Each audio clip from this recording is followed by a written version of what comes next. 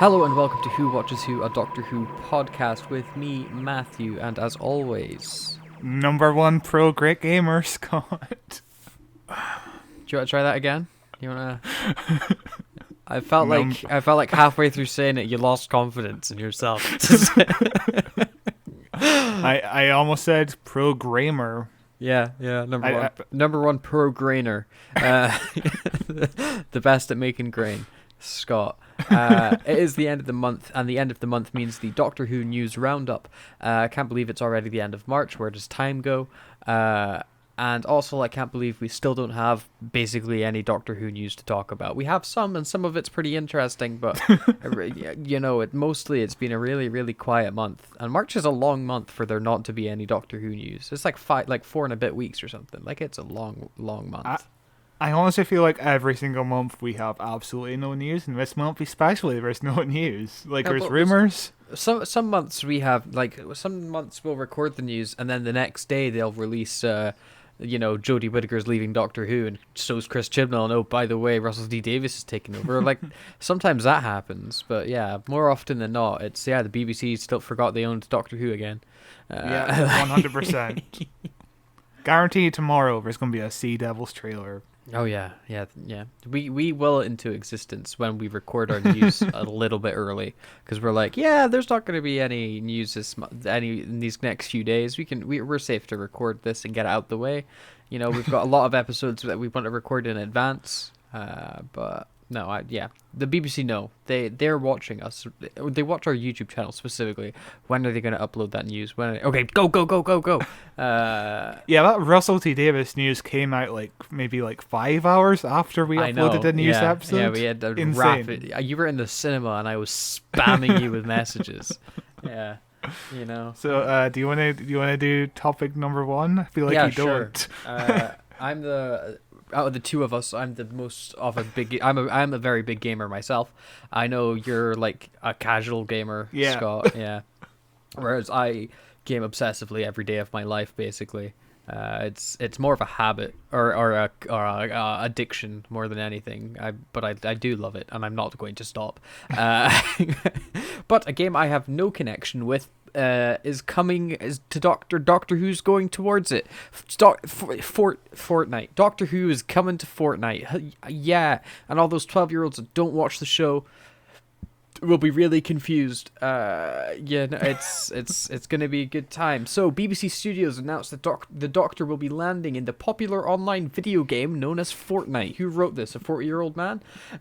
Players will take on new adventures, missions, and battles while exploring iconic locations from the Whoniverse. Is that what they're calling it? All on a brand new Doctor Who island within the game. Players can visit the Doctor Who island for free by downloading Fortnite on their preferred device or console. When the mysterious reality virus causes the TARDIS to appear on the island, players must help repair it by finding parts to fix the dynamorphic generators.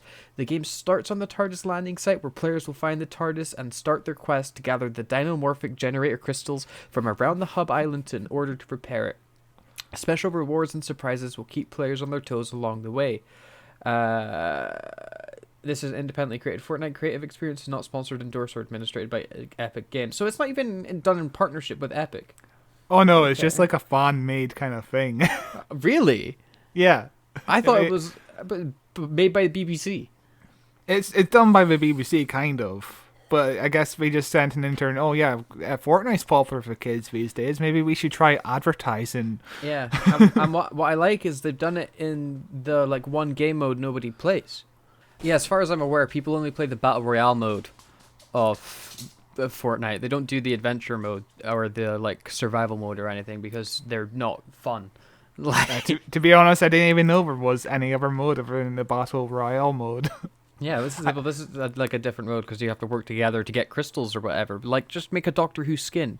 Team up with Epic. You could have 13 different Doctor Who skins. Yeah, but and a Dalek and a Cyberman, and you could really market it if you put a little bit of money into actually wanting to do it properly. I've seen people play this Doctor Who island, whatever the fuck it's called.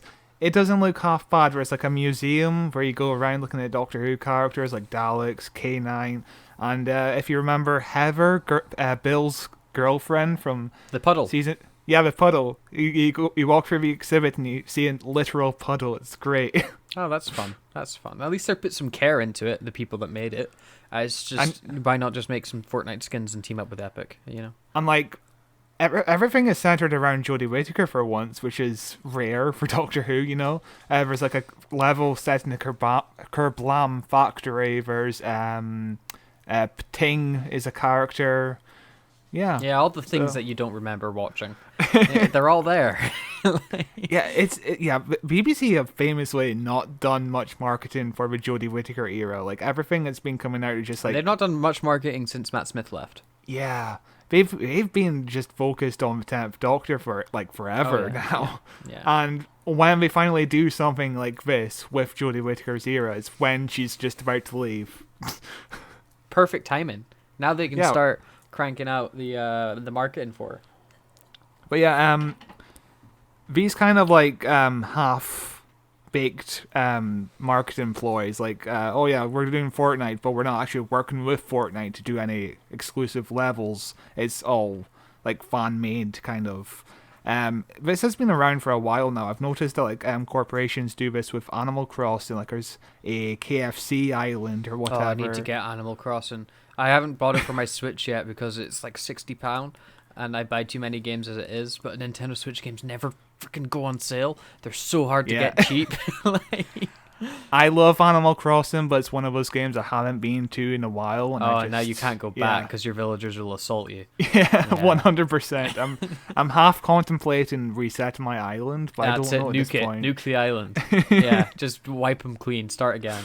That's the best method for it. Yeah. No, I'll probably buy Animal Crossing soon. Have you ever had any experience in Fortnite? The only time I've played Fortnite is I've played a couple games with my younger brother for his birthday. As like, we can play together and hang out sort of thing. And that was fun.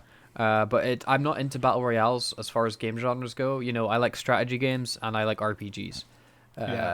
That's where my little corner of the video game world I like to occupy.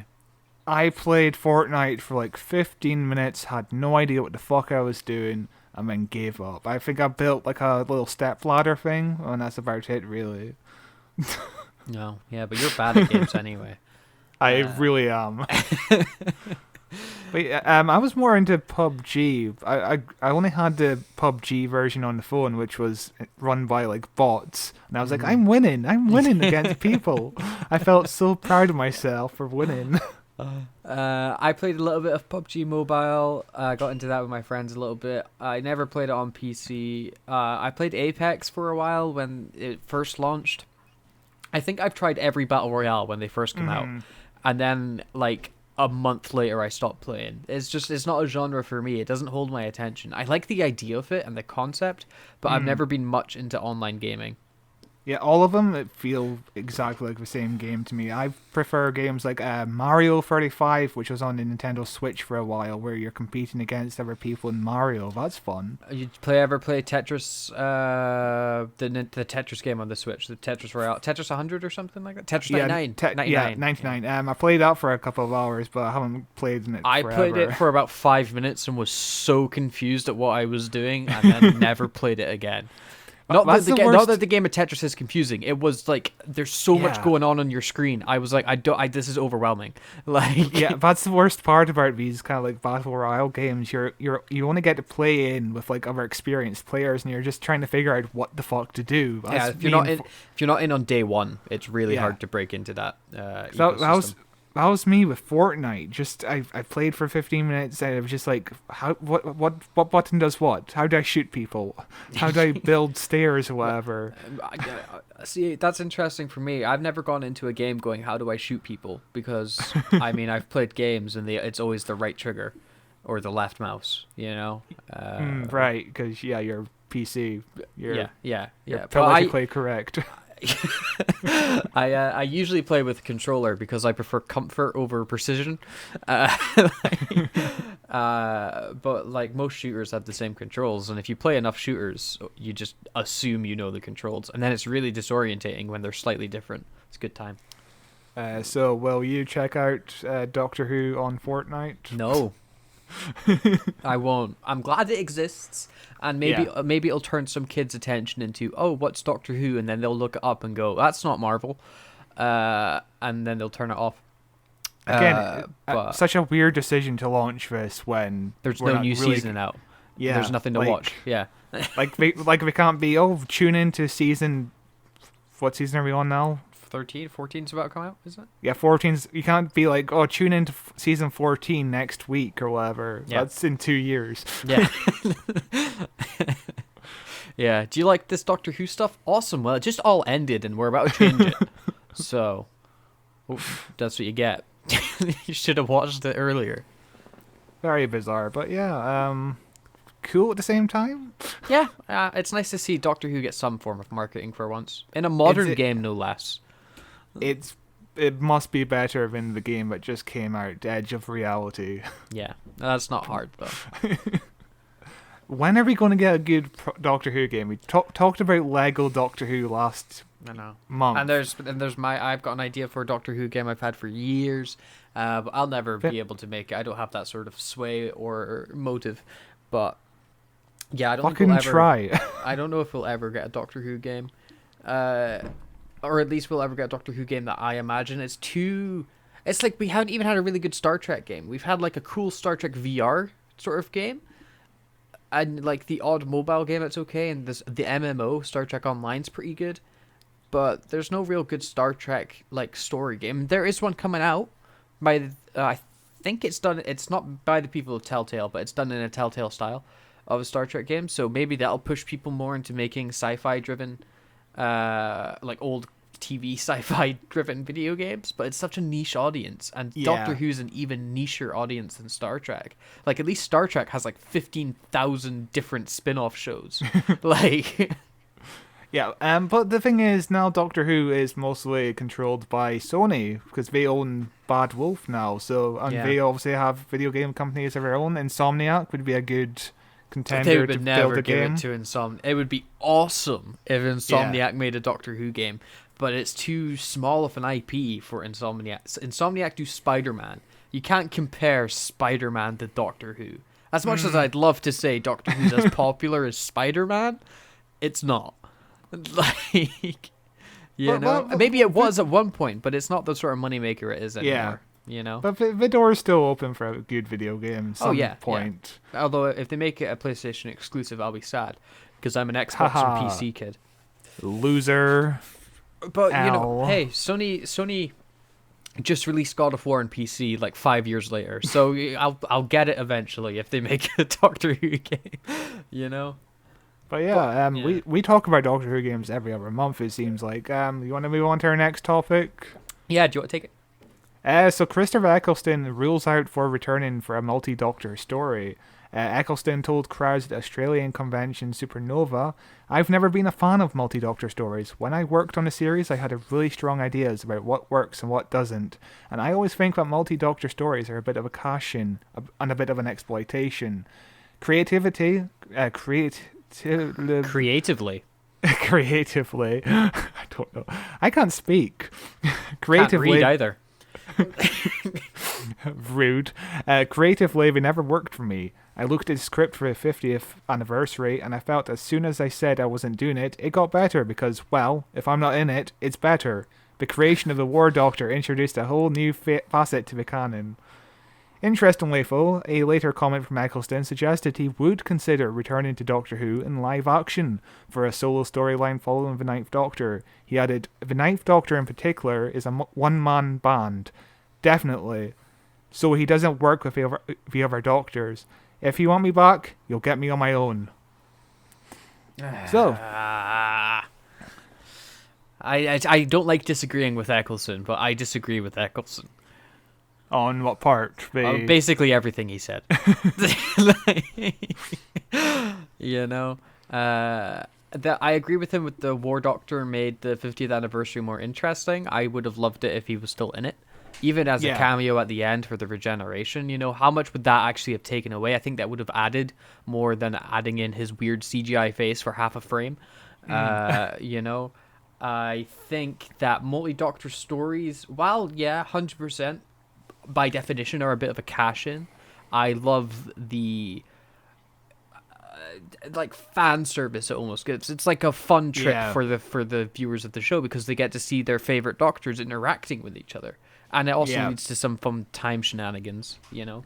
Yeah, I think multi-doctor storylines work better when it's only done occasionally. Oh yeah, Like, not all the time. Like, but yeah. for every 10 years, you know, like I can get on board with that. You know, we had the Day of the Doctor, and then like 3 years later we had Twice Upon a Time. I think that was a bit too close together in my opinion. Maybe.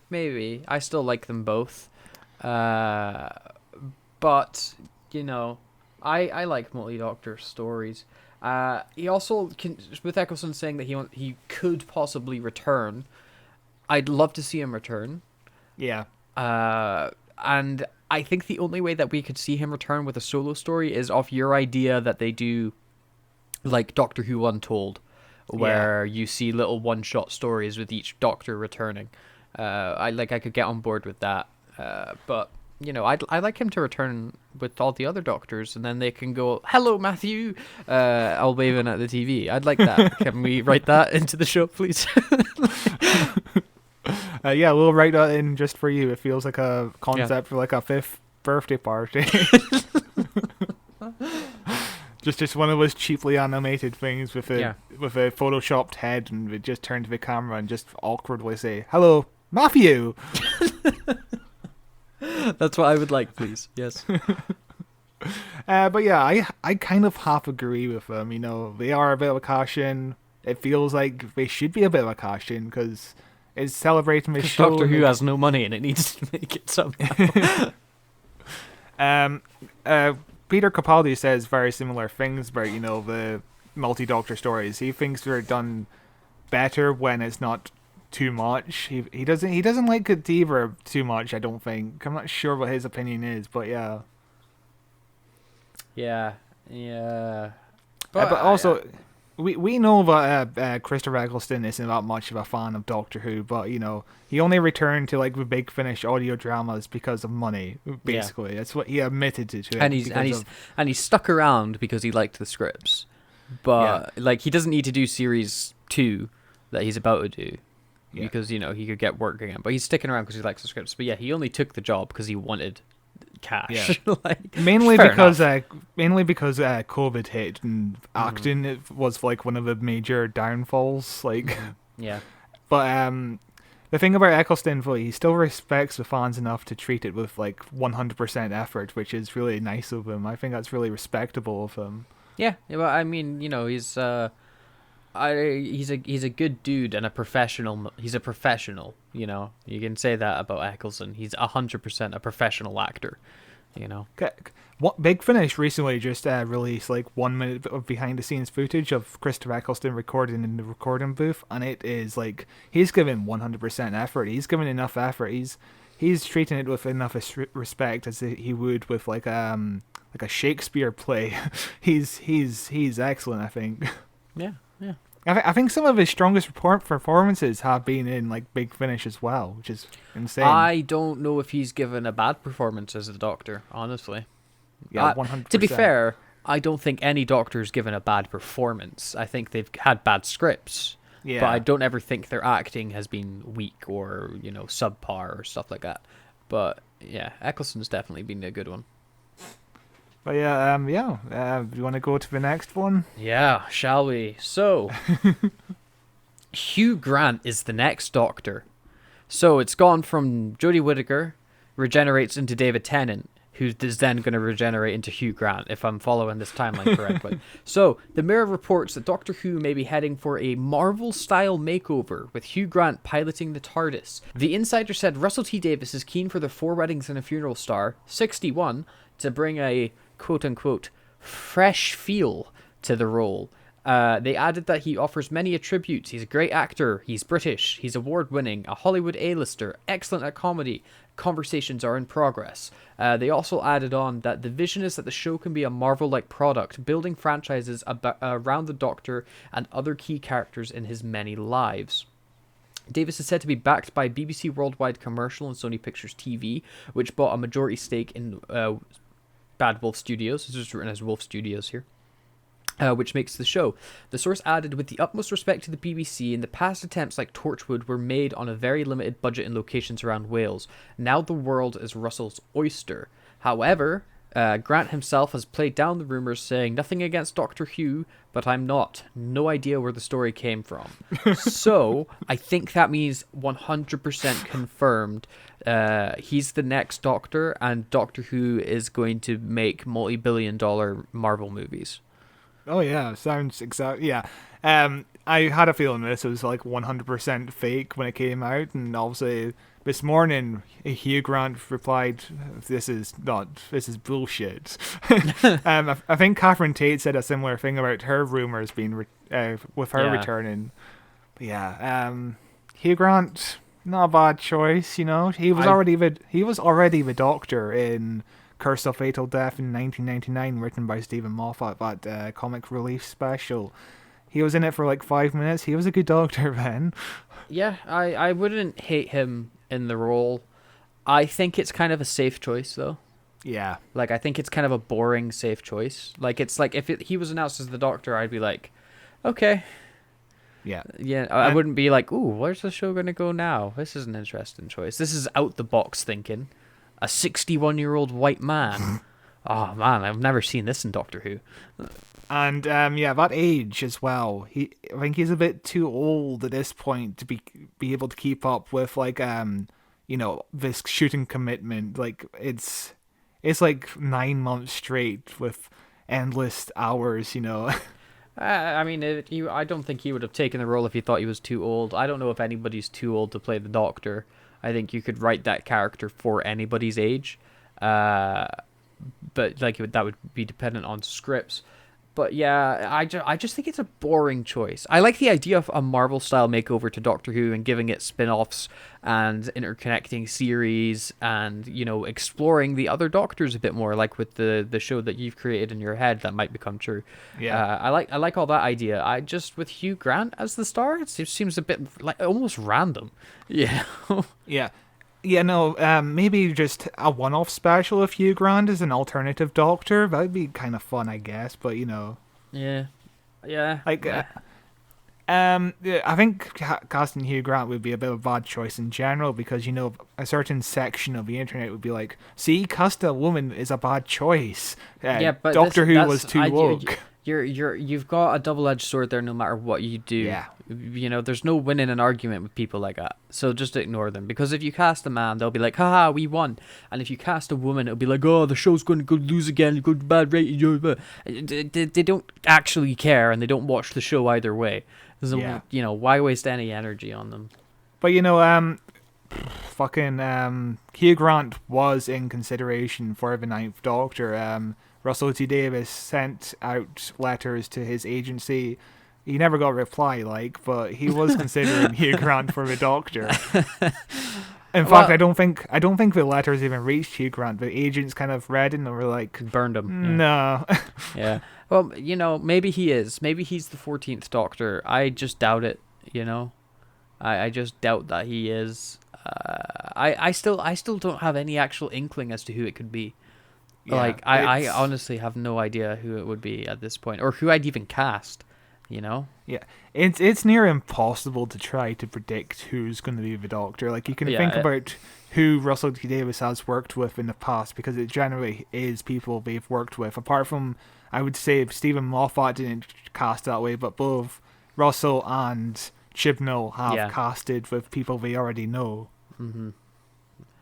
Yeah, so really, the only thing that's is time will tell. Time will tell. That's the only thing. When do you think we're going to get this announcement? I'm thinking like July, June, maybe. Yeah. It'll be after the first trailer for Jodie's final episode. It'll be about or just before the trailer drops. It'll be about 5 minutes after we upload this podcast. Yeah. It'll be right now. Yeah. Oh yeah, it's not much of a story, but Matt Stevens talks to Doctor Who magazine about Legends of the Sea Devils. Stevens says he's the executive producer of the Chibnall era. I haven't said that, but yeah, he's the executive producer. He said the next special, Legends of the Sea Devils, is a chance for all the design departments to show off. We build these massive full-size galleon ships in the studio. The costumes are exquisite.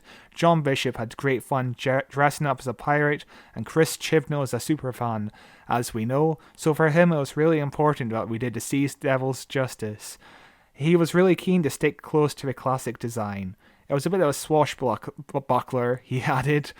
It's the last regular adventure story before you get into machinations of a regeneration story. The latter was special request by BBC bosses. When they approached Chris saying, "We'd love you to do one more. We knew the production schedule is really tight, but what do you think about doing a special for the centenary of the BBC?" It was a no-brainer, said Matt. The final story is a massive feature-length epic. It was huge to shoot, with lots of surprises for fans of all ages. Jodie gets a really good send-off. I think it will push everyone's buttons, which is sounding horrible. And the fact that the BBC asked us to be a part of their centenary celebrations, I think just underlines the iconic nature of the show. So not much, but there's some stuff you could little break nuggets down here there a little bit. Yeah, so John Bishop being a pirate. I'm sure he's going to get a lot of fun drawings about that one. Chris Chibnall being a super fan of the Sea Devils, I think is interesting because they are, if you've missed it, we just finished all of March, we were going through the Sea Devils storyline from their first appearance with the Third Doctor. And they are bland and don't do anything. So, it's no wonder Chibnall loves them. Honestly, you know. But Chibnall was the guy to bring back the Silurians, so I don't distrust him when he says he's a big fan of the Sea Devils. Oh yeah, no, I totally believe that he is. Yeah, but it's interesting that the only thing Matt Stevens can only bring up is he was really keen to stick close to the classic design. Nothing about their characteristics or anything like that. It's because they don't have any characteristics, Scott. He's saying 100% accurate to their original performance. Yeah. Sea Devils are pretty bland, but yeah, we'll see if we get anything to do in the Legends of the Sea Devils. What's interesting is that the regeneration story is apparently a special request by BBC bosses. Like, their plan was to end with the Sea Devils. I'm still not sure what is going on here. I assume then that the Sea Devils must have been Jodie's regeneration story and something else was going to happen. Or they weren't going to do the Sea Devils and they were just going to play whatever regeneration story was for the centenary celebration. That was just going to be playing like now or at Christmas or something. And then the BBC were like, "Oh wait, can we just do that one?" And they went, "Okay." And then Chris Chibnall quickly pumped out a Sea Devil script to fill in this gap here as a one-off. Or this was like a script from last series that they never got a chance to shoot because they had to trim it down from 10 episodes to the 8 that we got. Yeah. So this could have just been a script that they never got to shoot that they wanted to do. Those are definitely good possibilities. There's so much I want to ask Matt Stevens and Chris Chibnall about this era of Doctor Who in terms of. I mainly just want to ask Chris Chibnall why. I'll take every scene. Why this? Why did we do this? He introduced the whole timeless child thing, and they haven't really, we don't know. My question for him there is why. Yeah, we'll get into it because we're doing the timeless children in September, I think. Yeah, quite a few months away still, but yeah. God help us all. But yeah, the final story is a massive feature-length epic, so probably around 75 minutes. Not much news there. Yeah, and the pushing of everybody's buttons, I don't know what that means. Because I feel like Chris Chibnall scripts push people's buttons anyway. Yeah, I just imagine it's going to be more, here's more canon breaking stuff. Have fun, guys. Yeah, the Master's a mermaid now. Ooh. Yeah. It doesn't fill me with too much confidence. I feel confidence for the design in terms of the costumes and the ship and all that. That's the only thing I feel confident about because we still don't know anything about the Legends of the Sea Devil other than the basic plot. At its best, I think it'll be fun, and and it can't be worse than Flux. Yeah. So, win-win. I think it's going to be as good as like the best The- episode of Flux, which was the Weeping Angels episode. I think it's going to be as good as the New Year special, which was like 6 out of 10. Yeah. Like, But we do know that Bradley Walsh is going to be in the Regeneration special, so it's going to be interesting to see the two funny men. two funny old men. Yeah. interact. Yeah, that's the one thing Chibnall can write well. Funny old men. Can't wait. He really can, except for when he did the toe tap shuffle. Remember with his lasers? Yeah, that was bad. That was awful. Yeah. But yeah, that's all we have for news, and there's not much to digest there, really. Yeah, it's been a quiet month. But we have something interesting coming out that I didn't know about. And that's a new Doctor Who board game. Based off Blink, weirdly. With what? Yeah, is this Matt Smith? I don't know. Yeah, this looks like the Matt Smith episode with the angels when he fires the gun and there's the Angel Bob and there's all the trees and stuff. Okay, yeah, there's a description. Board. There's a description. Yeah. The TARDIS has crashed on a derelict spaceship full of weeping angels. Shut up. Terrifying killers that could only be stopped by staring at them. But if you dare stop looking, if you even blink, they'll send you out of time. Will the Doctor and companions be able to get all the pieces to repair the TARDIS in time? Or will the weeping angels succeed when so many adversaries have failed before? Doctor Who Don't Blink is a challenging tactical board game in which up to 4 players control the Doctor and his companions, Amy, Rory and Clara, with them attempting to collect 4 parts to repair the TARDIS and escape. One player takes on the role of the terrifying weeping angels and attempts to outmaneuver and capture them. So, did they forget they made this game and found it in the back of a warehouse? Yeah, again, it's one of those things where it's like, we could do something that ties into the 13th Doctor, but nah. No, Matt Smith. Yeah, this is 2011 suddenly. Yeah. I love Matt Smith's Doctor, but why are we creating brand new board games that are 10 years out of date? Yeah, and also the pieces of the board games, like the characters you move. Yeah, they're just basically cardboard with stock photographs of the Doctor and his companions and the Weeping Angels. Yeah, I like the idea of a Doctor Who board game, but this looks bad. Yeah. This looks like a cheap party game. Yeah, it's like something that was whipped up in like 2 weeks or something. Yeah.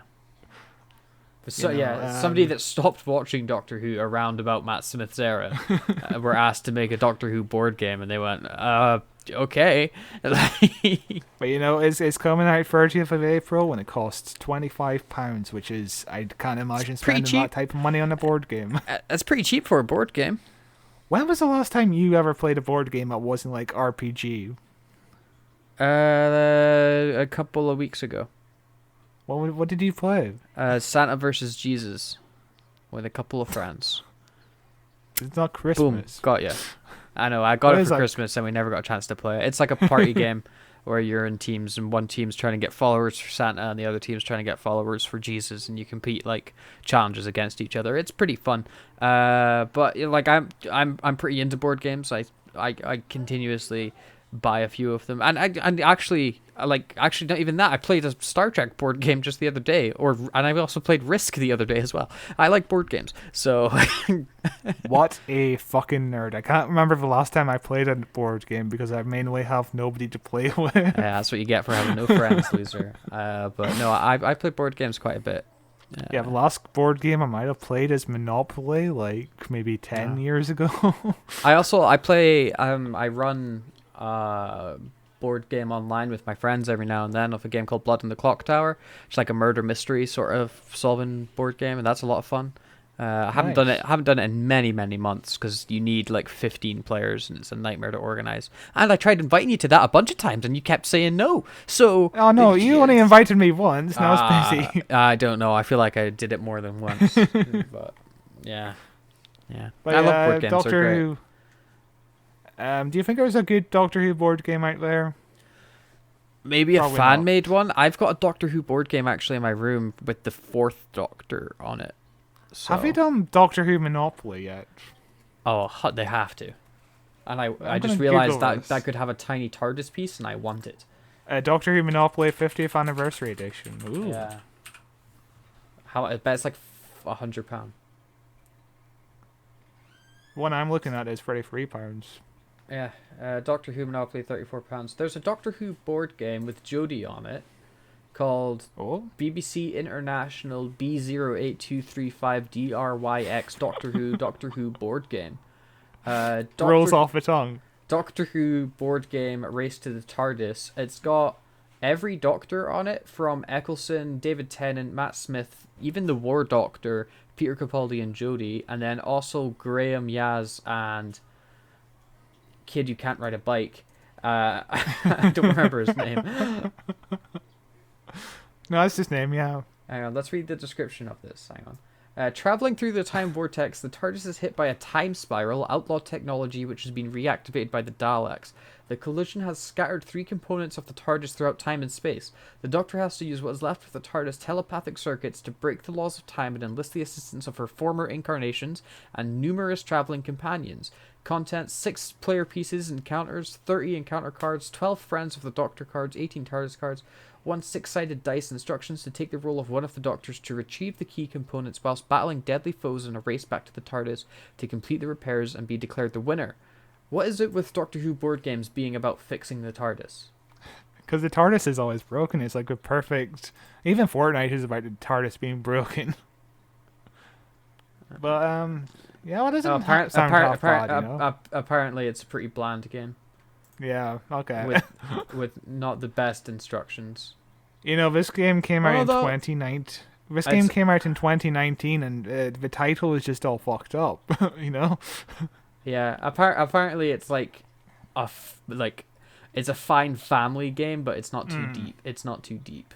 And yeah, the title's a total mess, but it's on sale for 10 quid. We should play it for the channel, even though we haven't seen each other in years. They have a Doctor Who Trivial Pursuit game. Ooh.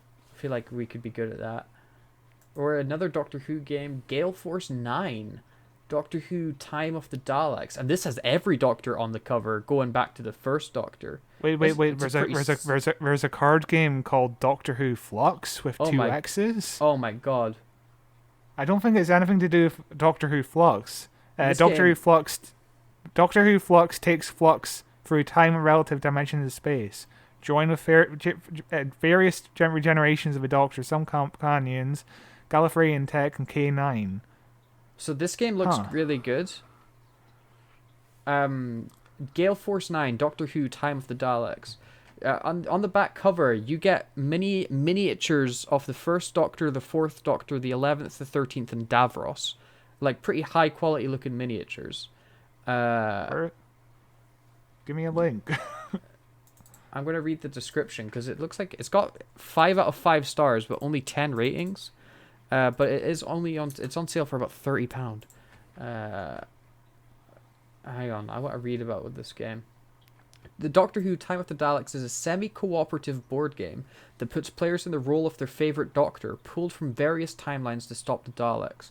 Either one player wins, or the Daleks win and all the players lose. See more product details. Product description. Exterminate, they muttered about their sacred hatred. The oncoming storm. Their creator had a plan to make the Daleks great again, a plan to turn all of their defeats into victories, a plan to remove the one variable that has always interfered with their master plan. The Doctor must be erased from time itself. Ever want to be the Doctor, travel in time and space, meet companions, and have adventures? In Doctor Who Time of the Daleks, you do just that, with every player picking a Doctor and trying to thwart the Daleks' master plan for raising the Doctor from history. Do you have what it takes to fill a Time Lord's shoes? Join us on an adventure in space of time that's bigger on the inside. Huh. That sounds pretty solid. It does sound solid. And the only written review is in Spanish. So let's translate it and see what it says. As a big fan of the series, I couldn't help but take the board game. Very nice to play with friends, but you need to know a little English since the product does not exist in Italian. Oh, it was Italian, sorry. However, it is present on the internet as a translation and manual, but not various cards or locations. However, highly recommend. You know, I'm going to stick this into my basket because it seems like a genuinely good Doctor Who game. Oh my god, it's got a bunch of expansion packs where you get to play as the 5th. Yeah, I and noticed 10th, that. where you get to play as the other Doctors. You can buy expansion packs. Okay, Something so we could I play might on the have found channel a, sometime. might have found a rabbit hole that you start stealing my money. We might have discovered a good Doctor Who game here. But in terms of don't blink, don't buy it. Yeah, no, get that one. Get the one we just described. It sounds fun. It sounds really fun. I want to play it. More like do blink. And if you buy it, if listener, if you buy that game, send us an email and I'll come play it with you. Like, is it more like don't blink? More like do blink and travel back in time and just play the game Monthy described. Yeah. This game sounds fun. But shall we move on to the next set of news? Hell yes. Do you want to read it? Yeah, sure. Oh, comic books, yeah. Eisner Award winner Dan Slott's Doctor Who comic debuts to see Martha Jones spin 3 sensational yarns about the 10th Doctor in order to survive. That's out April 27th. That's, I guess it's just Martha telling some Doctor Who stories when she was traveling Earth and the stuff that's not technically canon. We've talked about this in the past. It sounds okay. It's not my cup of tea just listening to Martha tell stories about the Doctor. It's all she seems to do, just tell stories about the Doctor. Yeah. Even in her Big Finish series, it's telling stories about the Doctor basically. Yeah. We've also that's because you can't do her adventures with Mickey anymore. Oh yeah. And the other bit of comic news we've got is the Fugitive Doctor comic is out on April 13th. The first issue is part of a free comic book day release, and the first issue serves as a lead into the explosive new story arc that reveals the very early years of the Doctor. Past, present, and future all collide in a Doctor Who tale that's out of this universe. I might get that. That sounds interesting. Yeah, it sounds interesting mainly because Chris Chibnall has done absolutely nothing with the Fugitive Doctor apart from have her be inside the Fugitive Doctor for like 2 minutes and communicate together, and that's all we really got. Yeah, that sounds interesting. I might pick that up. It's on free comic book day, so I can get it for free on my phone.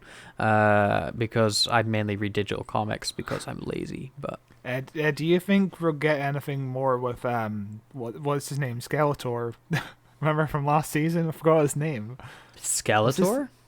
The skeleton dude, the Crystal Man. Oh. Do you remember his name? What was his name? He interested us for like one episode because he's like, oh yeah, I knew Hugh before, but and they didn't do anything with him. No. But he was the actor that did him was really good, and his sister had a weird name. Oh, what was it called? It came out like 5 months ago. I don't want to Google it. I want to see if I can remember it. I'm gonna Google it. I'm gonna guess Basil. No, that's the Doctor's name. That's the Doctor's real name. Cloud,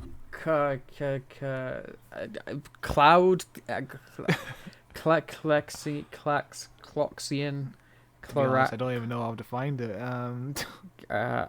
I'm going back into our podcast. Okay, I got it. I got the name. Do you want to know it? Hang on. Yeah, tell me it. It's Swarm. That was it. Swarm. I knew it was something stupid. Remember how his sister was a human for a bit in like the North Pole, and that was never explained why? Yeah. Well, she was hiding. Or something. Or something, yeah.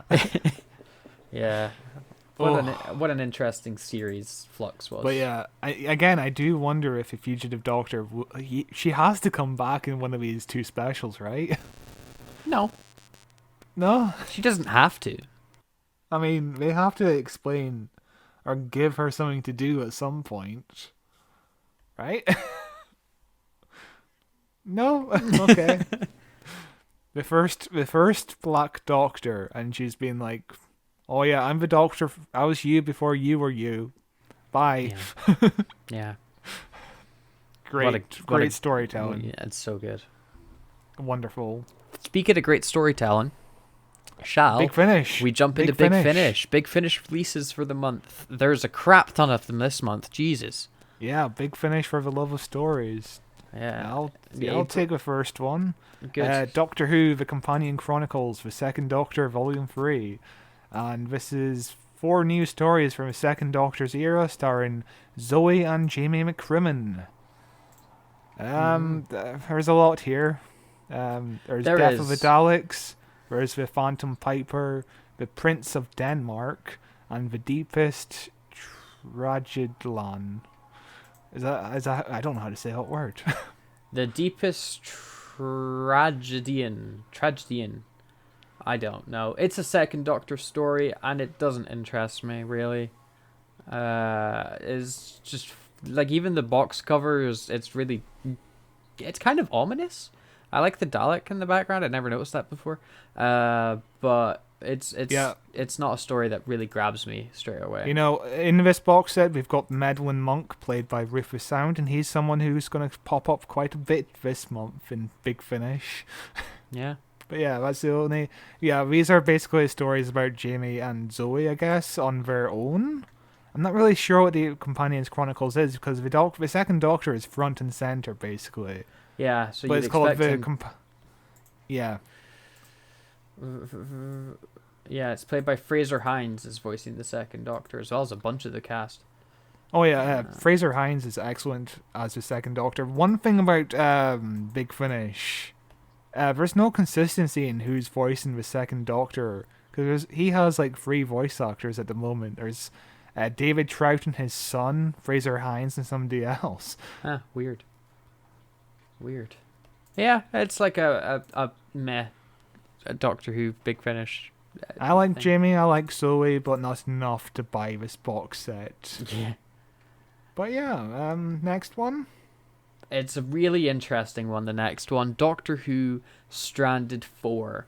After crashing in 2020 London, the TARDIS crew has found the future of the universe altered and the human race doomed. As the Doctor tries desperately to unravel the paradox, all roads lead back to Baker Street and the greatest test of all. So this is a 8th Doctor storyline with my favourite Paul McGann. But the most interesting thing, I think, about this is Colin Baker is in this series as a character we've seen before. Yeah, but not the a curator character. boy. Yeah, he's the curator.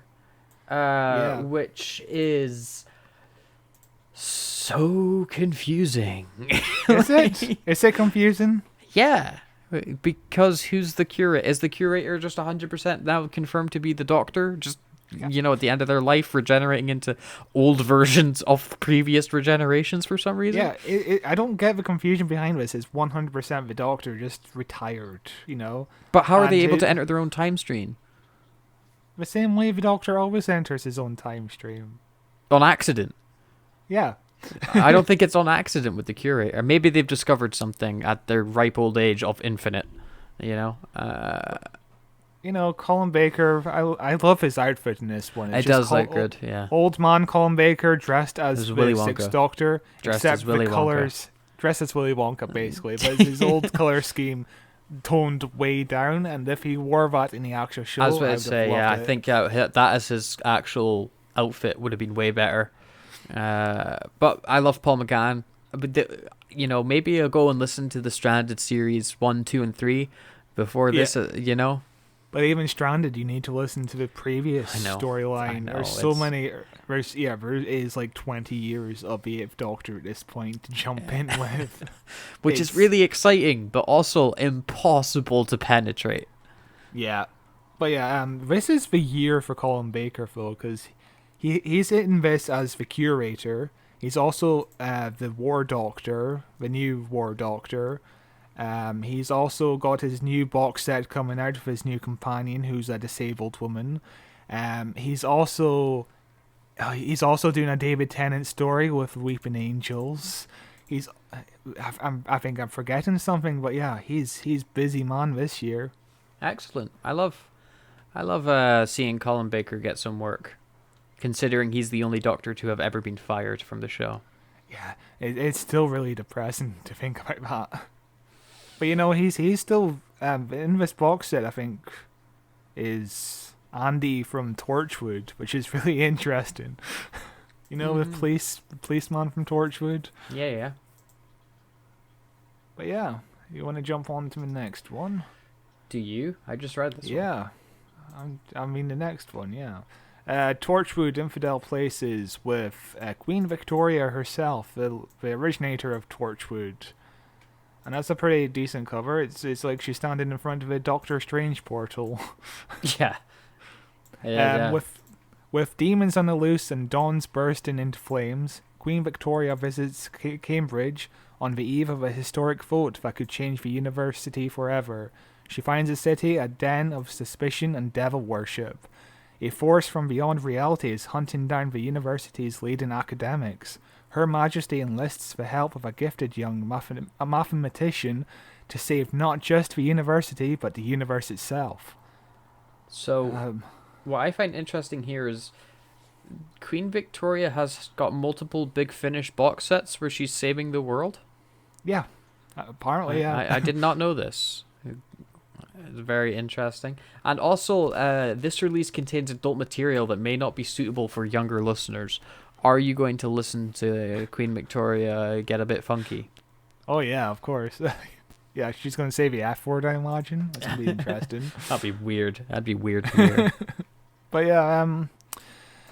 yeah, again, I'm not really into the Torchwood releases just being about a single character. I'd prefer a continuation of a show, even though we can't get John Barrowman anymore, because, awkward. But yeah. Yeah. Our next story is Doctor Who, The First Doctor Adventures, The Outlaws. I just want to say off the bat, I really like this cover. It's like a really nice painting of the First Doctor. Yeah, and the background is basically the introduction, the intro of the show from the First Doctor era. It's pretty damn good. Only downside is the About section.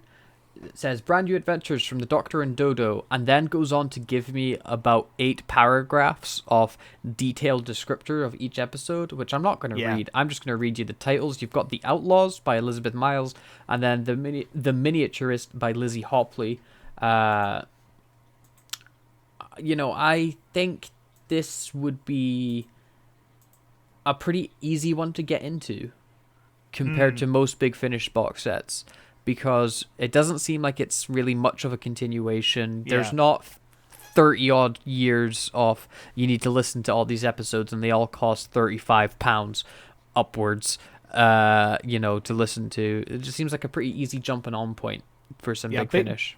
Big Finish did a big reboot this year, and this is the first Doctor, the first Doctor, the first Doctor story of the year, and yeah, it's got number 1 right next to it, and it's even got a new Doctor. Stephen Noonan is the new First Doctor, and I've listened to his impression of the First Doctor. It's not half bad, but I'd rather listen to the real thing, even if you can't get the real thing unless you do like an awkward Mark Hamill CGI voice. Yeah, and doing that, for the hour-long episodes that Big Finish do, might be a bit more hard than like the 4 lines you have to do for Luke Skywalker. Yeah. But this box set also has the monk played by Rufus Hound, so he's making 2 appearances in this month, which is insane. And also, just give me a second, am I thinking of the right woman? Yeah, Annette Badland is the miniaturist. She's Margaret Levine, I believe, in Doctor Who. So yeah, fancy. Pretty solid cast overall. Yeah. And it's not an era I'm particularly interested in, but, it's solid. And also, I just remembered, another 6th Doctor story is The Mind of a Hodiak, written by Russell T Davis. Oh, yeah. That's another one I think that's coming out tomorrow in terms of recording.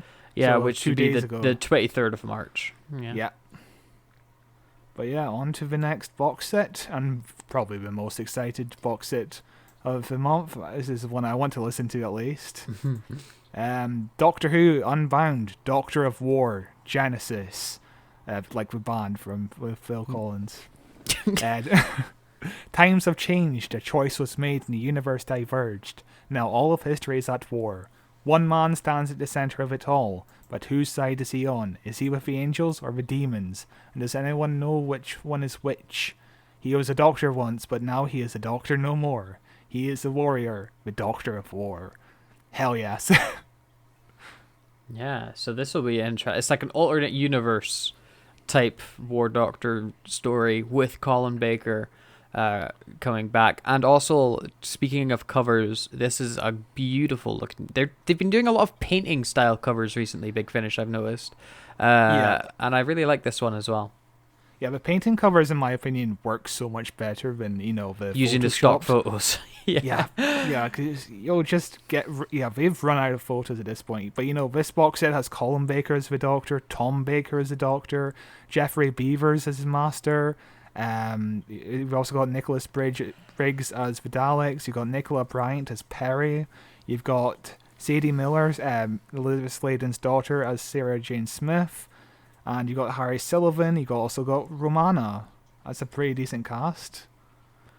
Yeah, this is gonna be. This is one that I would like to try out as well. Yeah, I am 100% getting this. It sounds. I've listened to the trailer and it fucking sounds fantastic. Yeah. It sounds properly dark Doctor Who, and I've read an interview about this. So to differentiate the Warrior Doctor from the War Doctor, this Doctor likes what he's done in terms of committing genocide against the Daleks. He doesn't feel any regret, which is really fascinating. Sounds like a properly dark adult Doctor Who story. Yeah, it sounds good.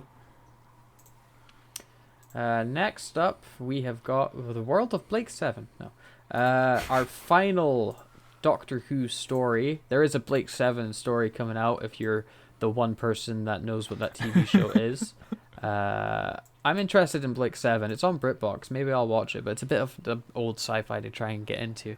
We'll probably talk about Blake 7 at one point because Terra Nation was behind it. Yeah. The guy who created the Daleks. So yeah, you're right. I should binge the whole show. You're right. Thanks. The last story we've got coming out from Big Finish is Torchwood 1 Nightmares. London 2005. Torchwood 1 wake up to 3 nightmares. Is it too late to save the world this time? And it's got the lady from that one episode of Doctor Who where Torchwood are with the Cyberman, and she's like, "Oh, we're Torchwood in London." Yeah.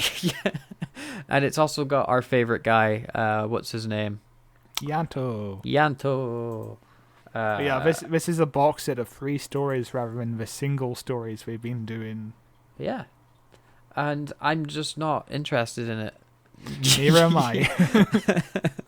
I like the cover. I think the cover's kind of spooky. It's not the best cover they've ever done. The cracked glass around the lady's hand's a bit cringy.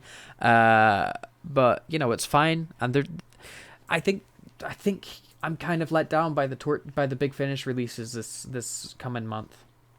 Yeah, there's a lot of them, and I'm only interested in. I'm interested in 2, but I'd only actually listen to 1. What's your 2? So I'm interested in Stranded 4 and Doctor of War 1 Genesis, but I'd only listen to Genesis. I wouldn't listen to Unbound Stranded 4 because that's the 4th part of a series. That's whereas Genesis is the first of a series and it's an exciting idea. I wouldn't say I'm turned off by anything this month. It's just, I have to be picky with my money. I'm going with Doctor of War Genesis. So that's the number 1 choice of the month. Yeah, same. Stranded 4 would have been my choice if I had listened to the other 200 box sets of the 8th Doctor. Yeah, if I got in early, before I was born, then I'd love to have listened to the 8th Doctor. Shall we move on to... I think that's the end of our news, isn't it? Yeah, look at that. Somehow we've touched over an hour in the recording. It'll be slightly less once I edit it a little bit, but that's mental considering how lackluster the news has been. Yeah. But shall we talk about our upcoming schedule? Yes, our upcoming schedule is... we've got a busy month. We usually spend 1 month doing like 2 stories or whatever. This month we've got a proper schedule. On April 1st, we're doing K9, which we're very excited to K9, do. K9, K9. The theme song's not as good as K9 and Company. Oh, as K9 and Company, the best part is the theme song. Yeah. In K9, the best part is beans. What is the best part of K9? It's not. I don't think it actually has a best part. It's like solidly mediocre. Yeah. We'll go into it when next week when you start listening to the episode. K9 and Company you can make fun of quite easily. K9 itself is kind of bland, but there's some kernel in there that I want to try and dissect. Yeah. But then after that, we're covering the most recent Eccleston box set. I should listen to that at some point. Yeah, we're recording it next week, hopefully. It came out a wee bit ago, didn't it? We're A month behind. We're ago, behind. yes. Yeah, we're behind on listening to Eccleston because schedules. We had to move it for something. I don't remember why. We had to move one of them, and it pushed all of them down. Yeah. But yeah. So we've got the Eccleston 4th box set coming out on the week of the 8th of April. The 15th of April, Curse of the Black Spot. Oh. Yeah. Is this the Matt Smith storyline? This is the Matt Smith episode about pirates, and we're hoping the following week would be Legends of the Sea Devil, so we can have 2 weeks in a row with swashbuckling adventures. Yeah, that'd be good. So, BBC, please do that for us. Yeah, that'd be Please. Fantastic in terms of scheduling. Yeah. But I remember nothing of the Curse of the Black Spot other than the black spot itself. I think I can remember like the vague images of them standing on a ship, but other than that, basically, the entire plot's not in my head. I remember it not being that good, aside from a brief. I remember glimpse that of as well. Yeah. There's an eye patch lady who checks in on Amy in the spaceship, and she's like, "Oh, I'm doing a pregnancy test on you, Amy." I mean, we're meant to wonder what the fuck is going on, but we know what's going on now. Yeah. I'm looking forward to that because that's an episode I've not seen. I think I've seen it twice. So that episode came out 11 years ago, my dude. Gross. But yeah, Legends of the Sea Devils the week after, hopefully, if it all works out. If it's not, we'll cry. But yeah, hopefully Legends of the Sea Devil is good, but we'll see. Yeah, but I think that brings us to the end of the news. So I guess we can chat for a bit if you want to chat, just to wrap things up. No, I don't want to chat. I don't like you. Oh, okay. Well, this has been Who Watches Who, a Doctor Who podcast. But yeah, what have you been doing recently? Elden Rings? Been playing Elden Ring. It's so goddamn good. You had to reset it, didn't you? I did, yeah. My save file got corrupted and I was 30 hours deep. It was great. But I'm in my second playthrough. But what the incredible thing is, I have discovered stuff I didn't discover in my first playthrough almost instantly. I'm in a whole different area than I was when I was my first play. Like, the game is so goddamn huge. It's like it's playing a different game where I'm at the moment. Because I'm playing as a different class now, so my playstyle is a bit different, and I'm in an area I've never been in before, and I'm getting weapons I never had before, and I'm fighting bosses I've never seen. The game is unbelievably huge, and it is so good. Such a good game. I think I'm about 40 hours deep at this point. I think I'm probably going to I don't know if I'm going to complete it, or if something else is going to come out and I'm going to get distracted and forget about it. Because Lego Star Wars is coming out really soon. Oh, yeah. And that looks like the greatest Lego game that's ever existed, so... Do you know what hit new video game that recently came out I've been playing? Paper Mario for the N64. Fuck you for ruining my segment. But yeah, the brand new game, Paper Mario. I've never played it before, and I'm like 3 hours into it. It's very good. I've never played Paper Mario, but they did actually release a Paper Mario game like 2 years ago. They did. Apparently the new one isn't as good. The Origami King or whatever the fuck it's called. Yeah, apparently it's a bit easy or a bit repetitive or something. Yeah. But it's a game for babies. So, but yeah, no, I've never played Paper Mario. It never appealed to me. It's very cute RPG game. I enjoy it. Yeah, well, it's about your skill level. You know, you're not a pro MLG gamer like me playing Elden Ring. You know what we could talk about that came out at the beginning of the month? the Batman, but Yeah. I can't remember a single thing that happened in that movie, to be honest. I can remember it pretty well. Batman's all like, I'm Batman, although he never says it. He's more like, I'm Vengeance. And then Catwoman's there, and she's like, I'm Catwoman. Look at my weird hat. It's a good time. And Riddler's there being like, I'm the Zodiac Killer. I really enjoyed the Batman. I thought it was really, really good. I liked it, but the second I walked out, I didn't retain any resemblance of what I thought about it. Well, you should have watched the movie. I did. Clearly it not. It was like 3 hours long and not much happened. It was okay. It was okay. It's a solid movie. I'm extremely excited to watch it again on Blu-ray. I can't wait to watch it again. I'll watch it again on 4K. Haha, loser.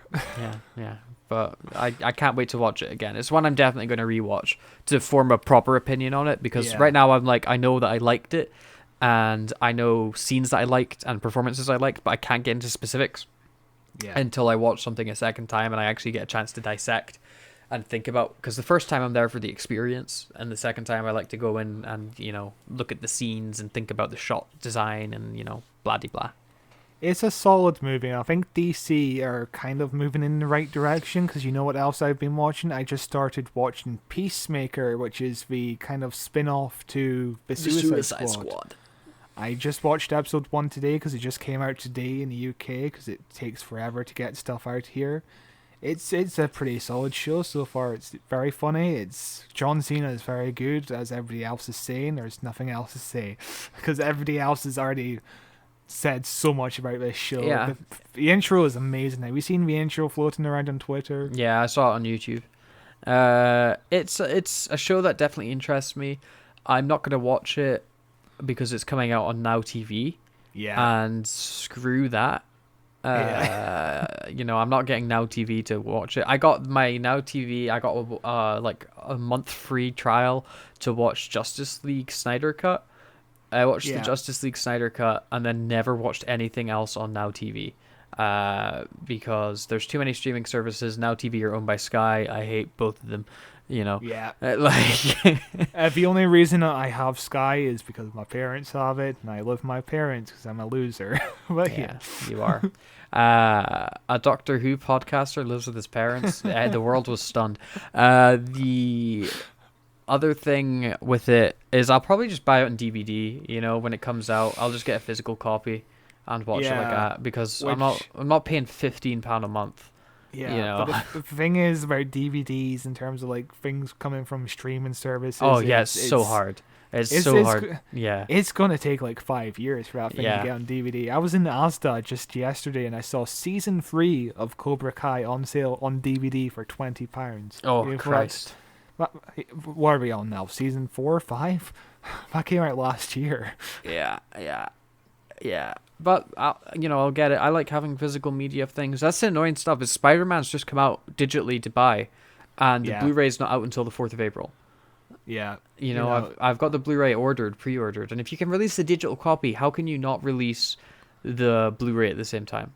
It's becoming increasingly more common that digital is always the way companies prefer to release their movies or shows. It's kind of sad. It is, because you don't properly own something if you have it digitally, because they can get rid of it at any point and there's nothing you can do. Whereas if you own it physically, the only way they're getting it is from your cold, dead hands. But yeah, when you can watch Peacemaker, even if it's illegally, we're talking about pirates over the next few months. Yeah, it's like only 8 episodes as well, which is really solid, surprisingly. Yeah. But yeah, James Gunn is I like him. I'm looking forward to Guardians 3 as well. Yeah, so am I. Really good James Gunn film you should watch if you've never seen it. It's before he did Guardians and became a big name director. The film Super.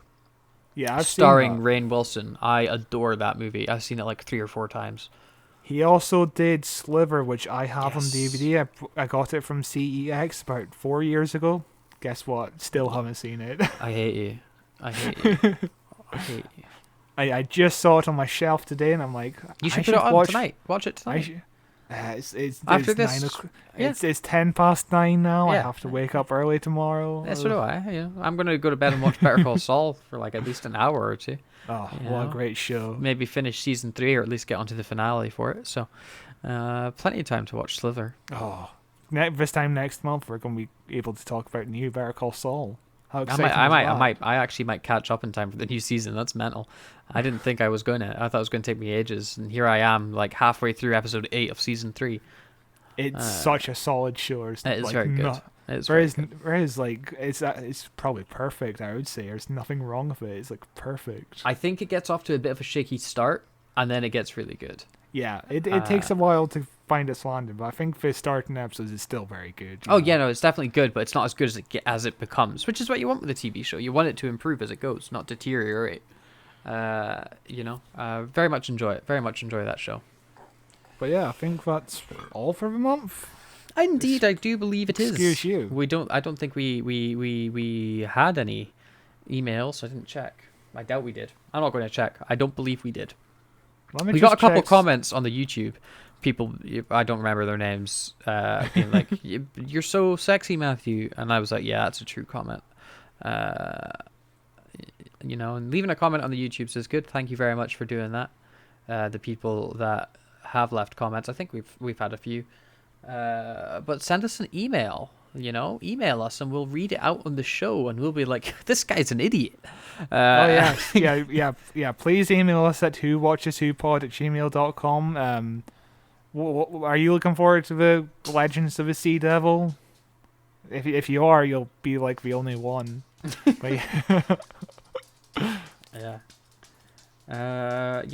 But in the meantime, yeah, we don't have any emails as far as I can tell. Nothing in the spam folder either. That's sad. In the meantime, you can find us on Facebook at Who Watches Who, on Twitter at Watches Doctor, and this podcast is available in video form on YouTube at Who Watches Who. It's also available in audio form wherever you listen to your podcasts. There's a heap of links in the description. If you look at the description of your episode, be it in YouTube or on your podcast app of choice, you'll see a bunch of links, and you can either highlight and copy or click them, or kiss them or ignore them, or whatever you do with links. I'm not too sure. And it'll take you to whatever you're needing. You can follow me on Twitter at cloth223. As we said before, email us at whowatcheswhopod@gmail.com for all of your Doctor Who emails. Maybe I'll reply with a spooky emoji. I won't tell, or just a photo of my face. If you email me, I'll reply with a photo of my face. Wherever I am, it'll just be a close-up of my face staring right into the lens. Email me. I guarantee you 100% that is what will happen if you email us. So I'm going to create a new account tonight and just see that you're going to keep to your promise. I will genuinely do that. That's really funny. I will 100% do that. But we will be back next week with K9. It's going to be long. I'm so prepared for it to be a long one. A little peek behind the scenes. We just did the intro of it, where I give all the behind the scenes. It was an hour long. It was an hour long. Yeah, we did the deep dive into the creation of the show, and it took about an hour. So we're covering the first 2 episodes of the show. The show got 25 episodes. 26 episodes. 26. So we're only covering the intro to the show, the first 2 episodes, and it's quite the journey. Yeah, it is. It is something. We will see you for K9 next week. Next week, Friday at 8 o'clock in the morning. Oh boy, what better way to start your weekend? Bye-bye. Bye-bye.